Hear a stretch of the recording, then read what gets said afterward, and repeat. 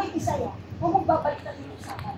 Kung di lalo sa padak ko nilagay nyo, mauubusan ng dugo yung anak ko. Hindi kami makakalabas. Eh, di ba nakalabas naman kayo ng gate? Natanggal yung padlock, ligtas naman yung anak mo, so ba't nagre-reklamo ka pa? Ganun, hindi ka talaga aaway sa kasalanan mo, no?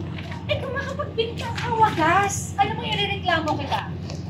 Ako magre-reklamo. Baka nakakalimutan nyo, ha? May mga utang ba kayo sa akin? Ang laki-laki na nakatraso nyo sa akin.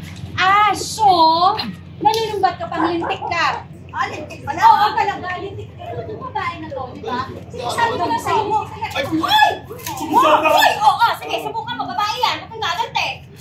Yan ang bagay sa'yo. Bubok na ito. Ay! Ay!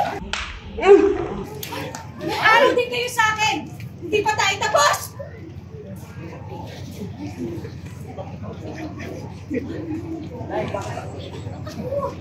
I hate you!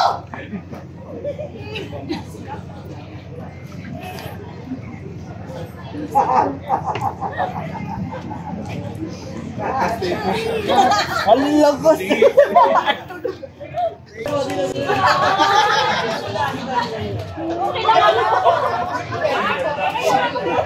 Sorry po, sorry po. Sorry po. Parang hinihintay mo din mo sa... Natatakot ako. Wala lang sabihin mo sana, sinapak mo na lang.